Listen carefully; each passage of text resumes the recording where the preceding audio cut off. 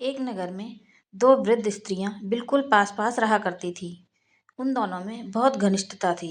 उन दोनों का ही संसार में कोई नहीं था, इसलिए सदा एक दूसरे के साथ देती और हमेशा अपना सुख दुख आपस में बांट लेती थी। एक स्त्री हिंदू थी और दूसरी जैन धर्म को मानने वाली थी। हिंदू वृद्धा ने अपने घर में लड्डू गोपाल को विराजमान किया हुआ था। वह प्रतिदिन बड़े प्रेम से लड्डू गोपाल की सेवा करती, प्रतिदिन उनको स्नान कराती, धुले वस्त्र पहनाना व दूध और फल का भोग अर्पित करना उसका नियम था। वह स्त्री लड्डू गोपाल के भोजन का भी विशेष ध्यान रखती थी। सर्दी, गर्मी, बरसात हर मौसम का ध्यान उनको रहता था।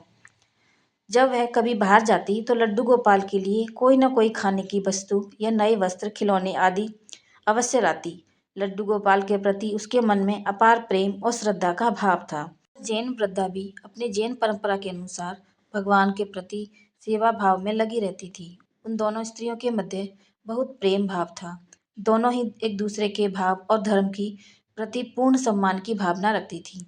जब दोनों किसी को समस्या होती तो दूसरे का साथ देती। दोनों ही वृद्धाएं स्वभाव से ही बहुत सरल और सज्जन थीं। भगवान की सेवा के अतिरिक्त उनका जो भी समय शेष होता वे दोनों एक दूसरे के साथ व्यतीत करती। एक बार हिंदू वृद्धा को एक माह के लिए तीर्थ यात्रा का अवसर प्राप्त हुआ। उसने दूसरी स्त्री से भी साथ चलने को कहा, किंतु वृद्धावस्था के कारण अधिक न चल पाने के कारण भी उस स्त्री ने मना कर दिया। हिंदू वृद्धा ने कहा, कोई बात नहीं, मैं जहाँ भी जाऊंगी भगवान से तुम्हारे लिए प्रार्थना करूंगी। फिर वह बोली, मैं तो एक माह के लिए चली जाऊंगी, लेकिन तुम मेरे पीछे मेरे लड्डू गोपाल का ध्यान रखना। उस वृद्धा ने सहर्ष उसका अनुरोध स्वीकार कर लिया।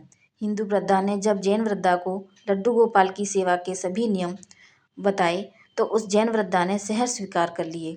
कुछ दिन बाद वह हिंदू वृद्धा तीर्थ यात्रा के लिए निकल गई। उसके जाने के बाद लड्डू गोपाल की सेवा का कार्य जैन वृद्धा ने अपने हाथ में लिया। वह बहुत उत्साहित थी कि उसको लड्डू गोपाल की सेवा का अवसर प्राप्त हुआ है। उस दिन उसने बड़े प्रेम से लड्डू गोपाल की सेवा करी। भोजन कराने से लेकर रात्रि में उनके शयन तक के सभी कार्य पूर्ण श्रद्धा के साथ वैसे ही पूर्ण किए जैसे उसको बताए गए थे। लड्डू गोपाल के शयन के प्रबंध करके वह भी अपने शयन के लिए चली गई। अगले दिन वह वृद्धा लड्डू गोपाल की सेवा के लिए आई। हिंदू स्त्री के घर पहुंची तो उसने सबसे पहले लड्डू गोपाल को स्नान कराने की तैयारी की। नियम के अनुसार जब वह लड्डू गोपाल को स्नान कराने लगी तो उसने देखा कि लड्डू गोपाल के पांव तो पीछे की ओर मुड़े हुए हैं। उसने पहले कभी लड्डू गोपाल के पांव नहीं देखे थे। जब भी उनको देखा वस्त्रों में ही देखा था। वह नहीं जानती थी कि लड्डू गोपाल के पांव ऐसे ही होते हैं। लड्डू गोपाल घुटनों के बल बैठे हुए हैं। लड्डू गोपाल के पांव पीछे की ओर देखकर वह सोचने लगी, अरे मेरे लड्डू गोपाल को यह क्या हो गया, इनके तो पैर मुड़ गए।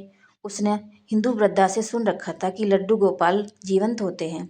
उसने मन में विचार किया कि मैं इनके पैरों की मालिश करूंगी और इनके पैर ठीक हो जाएंगे। बस फिर क्या था, भक्ति भाव में डूबी उस भोली भाली वृद्धा ने लड्डू गोपाल के पैरों की मालिश आरंभ कर दी। उसके बाद वह नियम से प्रतिदिन 5 बार उनके पैरों की मालिश करने लगी। उस भोली वृद्धा की भक्ति और प्रेम को देखकर ठाकुर जी का हृदय द्रवित हो गया। भक्त वत्सल भगवान अपनी करुणावश अपना प्रेम उस वृद्धा पर उड़ेल दिया। एक दिन प्रातः उस जैन वृद्धा ने देखा कि लड्डू गोपाल के पांव ठीक हो गए हैं और वो सीधे खड़े हो गए। यह देखकर वह बहुत प्रसन्न हुई और दूसरी स्त्री के आने की प्रतीक्षा करने लगी। कुछ दिन पश्चात दूसरी स्त्री वापस लौटी तो उसने सब घर आकर सबसे पहले लड्डू गोपाल के दर्शन किए। किंतु जैसे ही उसने लड्डू गोपाल के सम्मुख पहुंची तो देखा कि वह अपने पैरों पर सीधे खड़े हैं। यह देखकर वह अचंभित हो गई। वह तुरंत उस स्त्री के पास गई और उसको सारी बात बताई और पूछा कि मेरे लड्डू गोपाल कहाँ गए। यह सुनकर उस जैन स्त्री ने सारी बात बता दी। उसकी बात सुनकर वृद्ध स्त्री सन्न रह गई। उसको लेकर अपने घर गई, जहाँ उसने देखा तो लड्डू गोपाल मुस्कुरा रहे थे। वह लड्डू गोपाल के चरणों में गिर पड़ी और बोली, गोपाल, आपकी लीला निराली है। मैंने इतने वर्षों तक आपकी सेवा की किंतु आपको नहीं पहचान सकी। तब वह उस जैन वृद्धा से बोली कि तू धन्य है, तुझको नहीं मालूम कि हमारे लड्डू गोपाल के पाँव तो ऐसे ही हैं, पीछे की ओर, और किंतु तेरी भक्ति और प्रेम ने तो लड्डू गोपाल के पाँव भी सीधे कर दिए। ये कहानी हमें ये सिखाती है कि धर्म चाहे जो भी हो, केवल सच्ची श्रद्धा और निस्वार्थ भाव ही भगवान को चाहिए।